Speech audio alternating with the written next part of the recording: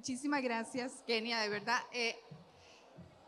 Yo siempre digo que este debe ser el país más feliz del mundo, porque realmente ustedes pasan felices y esa es una sensación muy hermosa realmente. Bueno, muchísimas gracias por esta bienvenida tan linda. Y yo les traigo este tema porque es un tema que me parece sumamente relevante para la economía social y el cooperativismo y que a veces lo estamos dejando de lado. Conversaba con Kenia que lo más importante es el lugar donde vivimos y el lugar donde vivimos es nuestra tierra. Y para poder hacer todo lo demás, ocupamos estar seguros en el lugar donde vivimos. Y desde la economía social somos tan poderosos por el tema de la cooperación. Por eso es que lo traemos a este Congreso, para ver si se puede implementar algunas de las políticas que al final vamos a ver dentro de la cooperativa. Y si esta cooperativa lo hace primero, puede ser el tractor para llevar a más cooperativas a hacer lo mismo. En principio, esta es una fotografía del espacio que tomó la NASA de Isla Quisqueya la Bella. Miren qué hermosura. Todo lo que se ve en esos colores más claritos son los corales y por los cuales esta isla también atrae mucho turismo, porque uno se mete aquí y se ve los pies, ve los pececitos, los tonos son preciosos y uno se siente en el paraíso. Por eso es Quisqueya la Bella. Queremos tener mucha Quisqueya para el futuro, ¿verdad? Miren esos corales. La fotografía no se ve como en la realidad, por supuesto. Cuando veía esos animalitos que tienen acá rosados, preciosos, con un tono que uno dice, esos tonos no los puedo ver en una fotografía, se ve de manera directa. Por eso yo les quiero traer esto. Y en esto tenemos, primero queremos ver el contexto mundial, luego el problema ético y político de la justicia climática, la equidad y el cambio climático, la respuesta del ecofeminismo y las políticas medioambientales en los negocios cooperativos. Esas son las 4 cosas que vamos a ver ahora. En este escenario mundial, lo más preocupante es que cada vez somos más y más personas sobre este planeta haciendo presión sobre los recursos. Más necesidades de agua, más necesidades por alimentación, más necesidades por consumo. Entonces hay una gran presión sobre el planeta entre más personas somos. Y fíjense ahí que en el 2100 vamos a ser 11.200 millones de personas, pero actualmente ya somos más de 7.000 millones de personas sobre el planeta. Y todos estamos haciéndonos muy consumistas y todos estamos necesitando cada vez más cosas y todos desperdiciamos más. Entonces, eso es uno de los problemas que tenemos para empezar. El otro problema es que cada vez vamos más hacia lo urbano, estamos abandonando más el territorio rural. Entonces vamos a tener más cemento y más cemento también es una preocupación.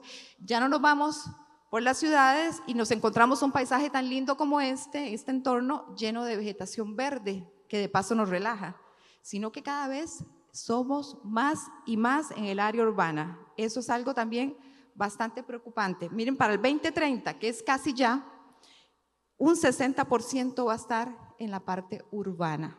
Todos vamos a estar viviendo ahí. Igualmente, el tema de la migración se agrava. Más gente se quiere ir por diferentes razones. Ya no solamente porque hay mejores oportunidades con el sueño americano, por ejemplo, en el caso de los Estados Unidos, esos son hondureños en esas grandes caravanas, sino porque los territorios ya no dan. Si tenemos calentamiento global en nuestro espacio donde vivamos, ya no es posible tener muchas actividades porque hay demasiado calor, porque hay demasiada sequía, porque nuestros siembros no pegan, porque la tierra está árida, por lo que fuera. Nos tenemos que ir a buscar los mejores territorios posibles. Aquí ustedes ven, no ven caras de personas adineradas, por supuesto, en esos migrantes, por eso se llaman migrantes y no turistas. Ahí vamos a ver a mucha gente pobre, que somos la mayoría, yéndonos por razones de necesidad. Por ejemplo, solamente en África del Sur se calculan 86 millones de personas migrando. En Asia Meridional, 40 millones, en América Latina, 17 millones. Pero para el 2050, más de 140 millones de personas se verán obligadas a irse por el cambio climático. Imagínense ustedes, el 80% de las personas desplazadas por desastres climáticos son mujeres, y de ahí la importancia de este tema, no por el hecho de que por ser mujeres simplemente, sino porque tenemos que hacer algo, porque eso es un tema de exclusión y tenemos que ver qué podemos hacer. El clima está cambiando, los polos se están derritiendo, así, esa fotografía lo dice más lo que yo quisiera comunicar. Los polos se están derritiendo, los glaciares se están acabando, y eso no es, no, mire, vamos a tener una tierra un poquito más calientita. Eso significa un desastre, porque el clima, lo saben mejor los estudiosos de estos, no es solamente que se levanta la temperatura, el clima tiene que ver con todo un sistema, y de ahí nosotros vivimos. Por el clima que tiene este planeta es que hay vida aquí, si no, definitivamente no vamos a tener la capacidad de seguir viviendo. La temperatura está aumentando y lo dice el último informe del IPCC, panel de expertos, el último que acaba de enviar, el tercero, para ver cómo nos adaptamos, porque ya no hay manera de hacer muchas cosas más que adaptarnos. Pues desde 1880, que es donde vino la revolución industrial, a partir de ese momento ya hemos aumentado 1 grado, ahora es un grado 1.1, como lo pueden ver en esta tabla. 1.1 grados centígrados ha aumentado la temperatura de nuestro planeta. Esto tiene graves, pero graves consecuencias. Las olas de calor, ahí se ve muy divertido, porque tienen la posibilidad de estar debajo del agua dulce, pero esto no es tan divertido cuando empieza a matar gente. Las grandes sequías,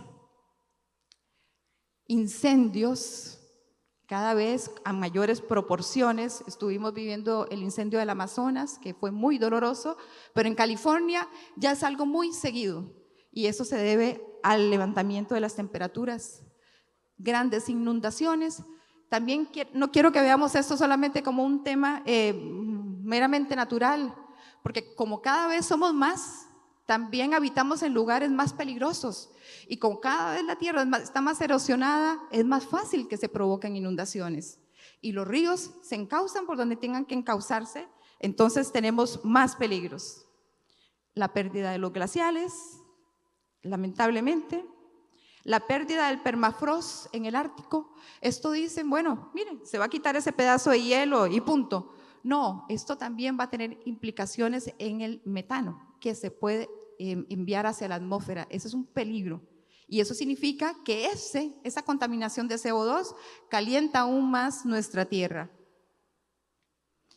Grandes huracanes, por acá por el Caribe ya tenemos experiencias, malas experiencias. Los huracanes cada vez van a ser más intensos, porque los huracanes son un sistema para enfriar el agua, y entre más caliente esté, más poderosos son los huracanes. Entonces, por supuesto, tenemos más problemas como humanos.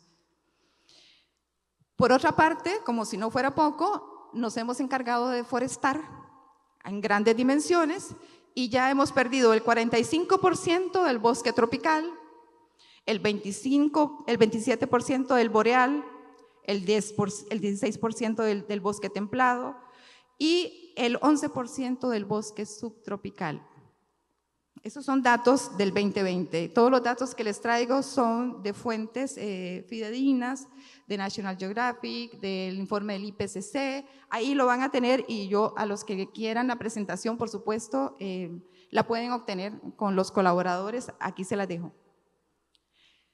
La contaminación por plásticos es una vergüenza grandísima. El mar escupe lo que viene por los ríos. Eso se ve horrible, aparte de lo malo. Ya descubrieron este año, por cierto, que en nuestra sangre se encuentran partículas de plástico, o sea, estamos comiendo peces que consumen plástico y nosotros nos comemos a los peces, y bueno, lamentablemente estamos autoexterminándonos de alguna manera. Este pajarito solamente es como para que pensemos que seamos nosotros ese pajarito, ¿verdad? Exterminados por el plástico. Por eso yo invito, y le decía ahora a Kenia, que las botellitas de agua que tenemos ahí al frente, pues una botella de 1 litro de agua para ser producida ocupa 4 litros de agua para ser producida la botella de plástico.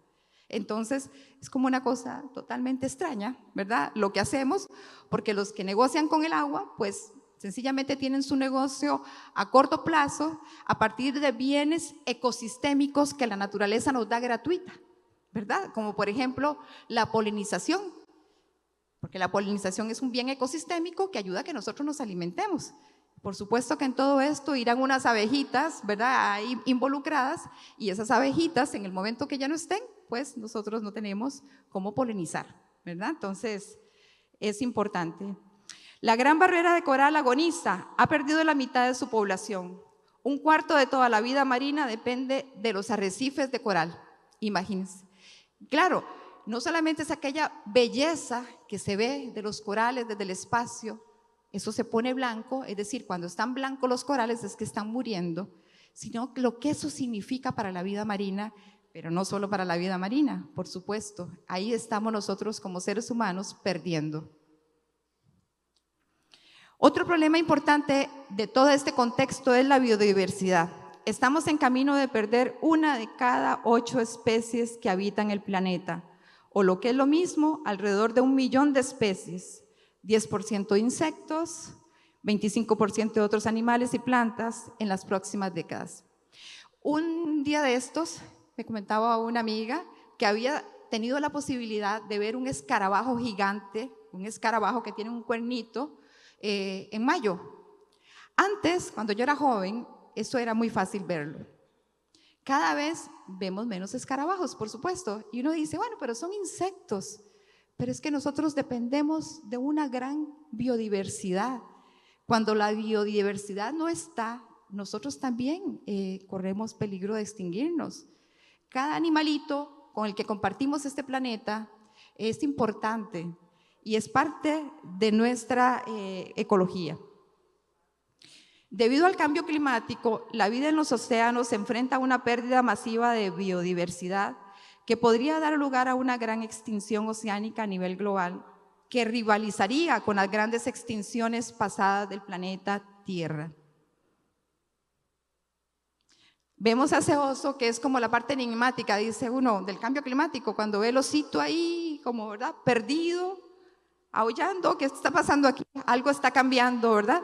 Pero ya nos está avisando que no solamente él se va, ya se fue, por ejemplo, el tigre de Tasmania en los años 60, ya se fue el bucardo, que se extinguió en el año 2000, ya se fue la foca monje, que se extinguió en los años 50, ya se fue el rinoceronte negro, que se extinguió en el 2011, ya se fue el oso grizzly mexicano en el 64, se fue esta ranita, el sapo dorado, que en Costa Rica pues nos creíamos tanto por esta diversidad, miren, en el 89 ya no se vio más.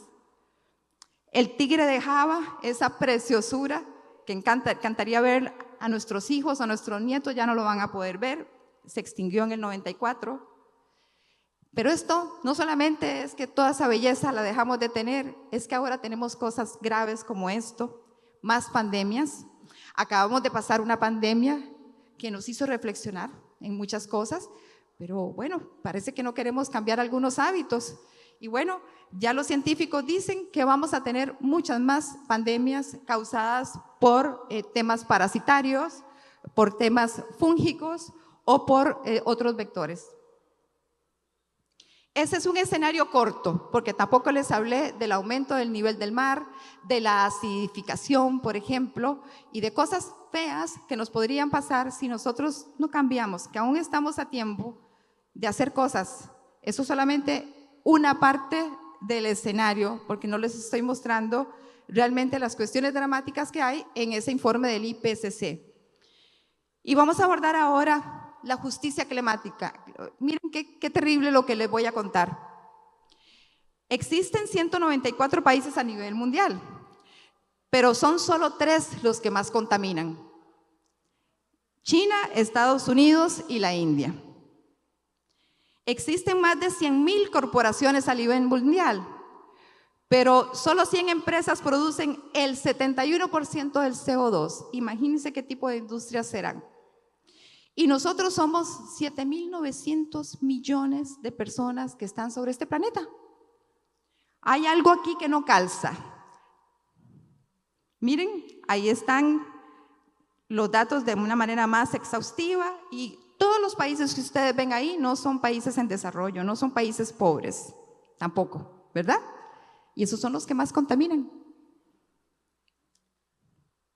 Pero, ¿quién contamina paga? No. Para que nosotros, como países en desarrollo, podamos hacer algo para evitar la catástrofe climática, tenemos que invertir millones y millones de dólares. Y esos recursos ecosistémicos que son gratuitos, que vienen en esa agua que tenemos al frente, ¿quién los consumió? ¿A quién le está quedando todo ese dinero? No le queda a la gente pobre. Pero ¿quién tiene que pagar para evitar ser víctima de las inundaciones o de cambiarse de casa? ¿Quién? No lo pagan las industrias, ¿no? Los cambios en las temperaturas afectarán más a los países en vías de desarrollo que a los ricos. Así lo determina un estudio publicado en la revista Science Advance, que prevé mayor variabilidad en las temperaturas para países como Brasil, Colombia, Malawi o algunas naciones centroamericanas. ¿Eso es justicia climática? Se denomina justicia climática al calentamiento global como un problema ético y político y no solamente ambiental. Esto se hace relacionando los efectos del cambio climático con conceptos de justicia ambiental, justicia social y examinando problemáticas tales como la igualdad de derechos humanos, los derechos colectivos y la responsabilidad histórica por el cambio climático. Ahí en la fotografía tienen a una señora que parece que es bastante pobre. Esta señora, yo me leí el documental, por eso la traje aquí. Para poder tener agua, tiene que caminar 2 horas cargando agua a cuestas. El agua que carga es para la alimentación nada más. Ustedes imagínense, si nosotros ocupamos agua para todo, para el servicio sanitario, para ducharnos, para regar las plantas, estas personas ya no tienen vida. ¿Por qué no tienen vida? Porque es sobrevivencia. Solo sobreviven. Eso es algo muy triste. Nosotros no podemos seguir permitiendo estas cosas. La justicia ambiental y la justicia social son 2 caras de una misma moneda, porque ve los derechos humanos, la igualdad de derechos, los derechos colectivos y la responsabilidad histórica por el cambio climático. Y este es el efecto mariposa. Es decir, que cuando el aleteíto de las mariposas nos provoca grandes desastres, que no se trata solamente de cosas que le pasan a los demás. Todo lo que le pasa a los demás nos pasa a nosotros. Y por lo menos así deberíamos de pensar como gente que es cooperativista y de la economía social, ¿verdad? Tener esa idea que del otro existe y que dependemos del otro para seguir viviendo. Por eso no podemos permitir la injusticia climática. Los ricos y los poderosos se aprovechan de conmociones dolorosas para ampliar las ya existentes desigualdades en lugar de corregirlas. Esto lo dice Naomi Klein, una experta en cambio climático que escribe muchísimo sobre eso y que ha hecho muchas investigaciones. Entonces traigo una frase que de una persona que realmente está viendo cómo hay una gran destrucción a partir de las desigualdades. Hay un racismo ambiental. Miren aquí, gente que está ahí padeciendo de estos, más que nada pobres. La mayoría son personas pobres, grupos y comunidades que son dejados al olvido por su raza o por su condición económica. ¿Se acuerdan del huracán Katrina? Pues esta Naomi dice que murieron 1.833 personas, que pudieron haberse evitado muchas de estas muertes, porque los diques no se hubieran roto si alguien que sabía que los diques se podían romper hubiera hecho algo, que había mucha gente poderosa que lo sabía. Se inundó por el huracán Katrina todo New Orleans, ¿y ahora qué? Hicieron nuevas construcciones. ¿Ustedes creen que la gente pobre puede acceder a esas nuevas construcciones? No. Ya están más preparados, claro, para este tipo de huracanes, pero ahora ya no vive gente ahí, pobre. Igualmente, la gente pobre es la que vive en zonas de sacrificio, por ejemplo, cerca de las centrales nucleares, donde pueden tener más posibilidades de tener cáncer, cerca de lugares donde hay más riesgo de contaminación. Esas zonas de sacrificio que dijeron otros que bueno, eso va a ser una zona de sacrificio, porque ahí vamos a hacer experimentos nucleares. Por ahí también vive gente, y gente pobre.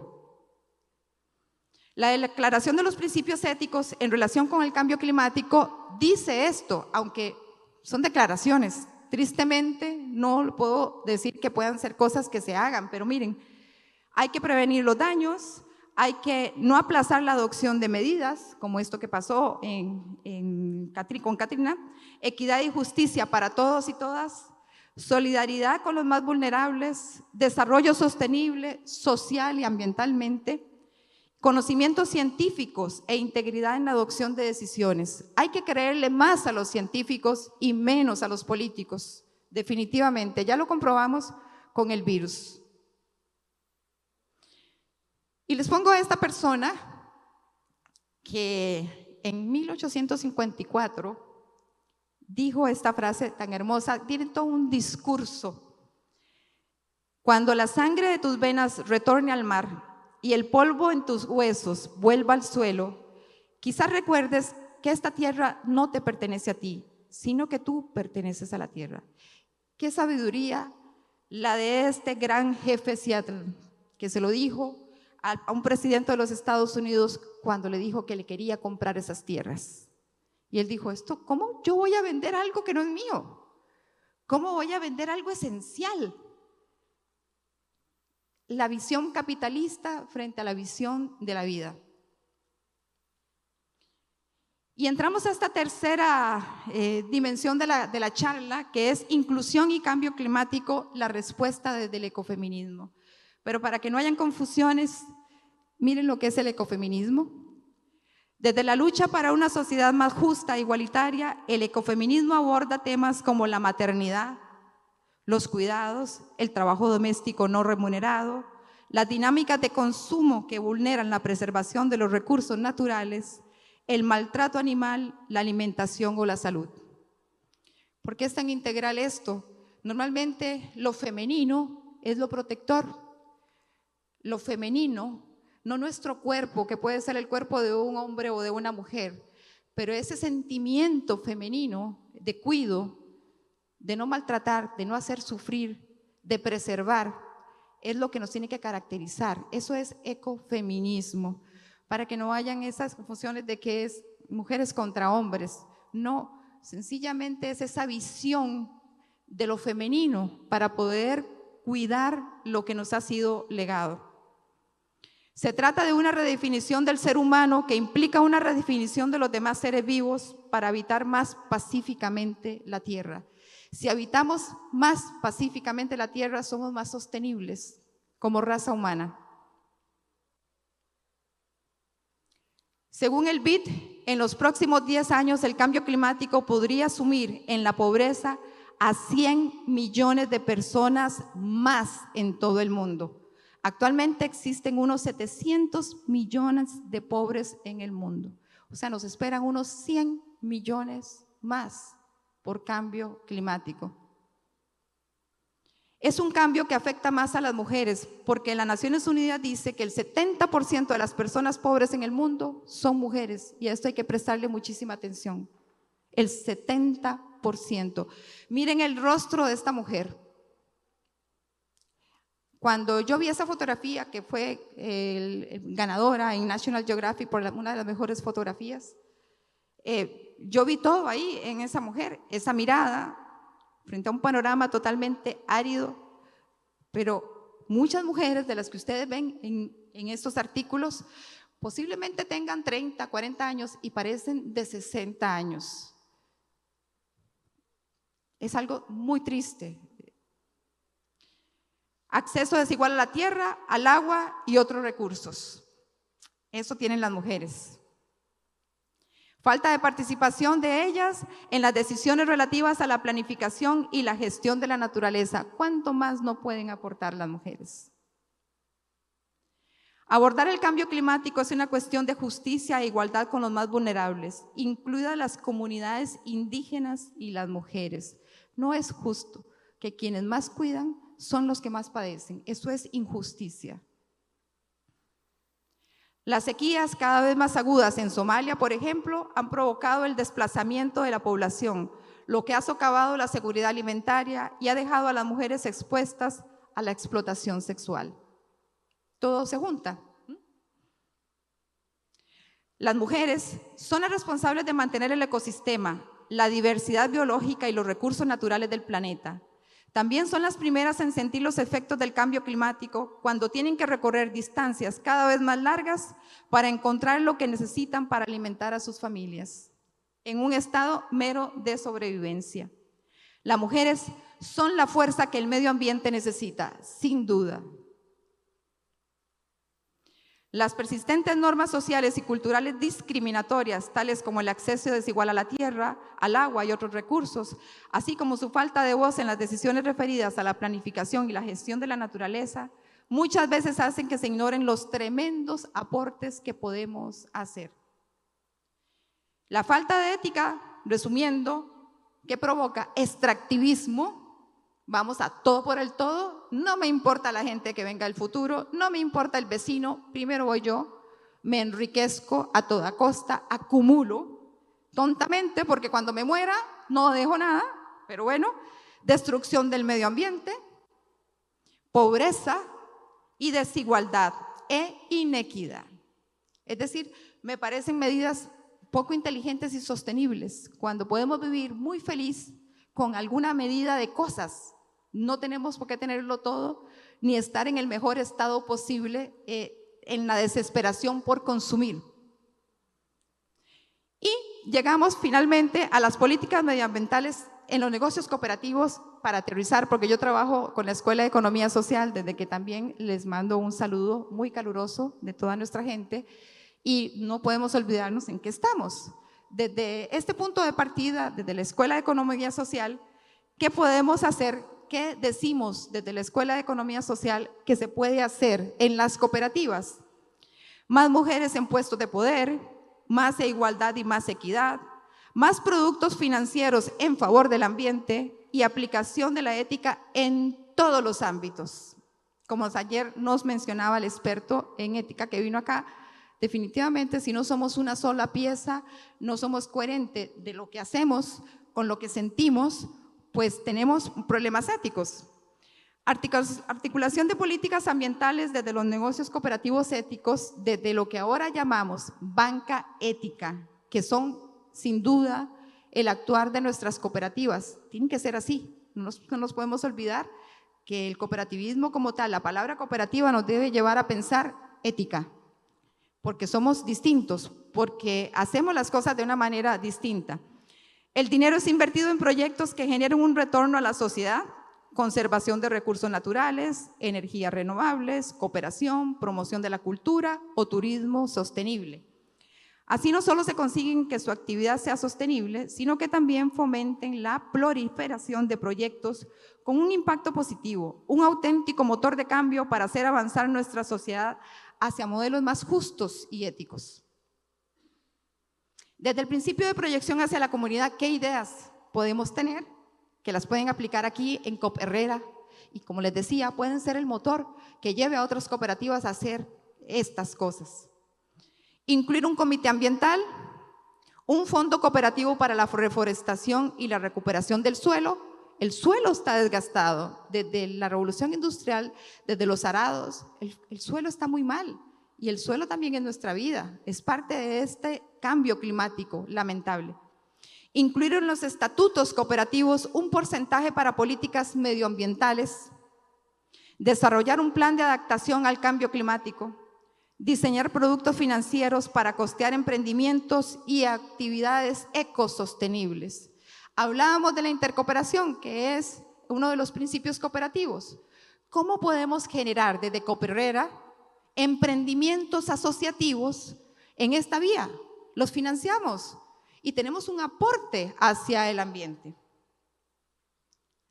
Les voy a mostrar que esto no son sueños, ni mucho menos, ni me lo estoy sacando yo de la manga, ni es un invento.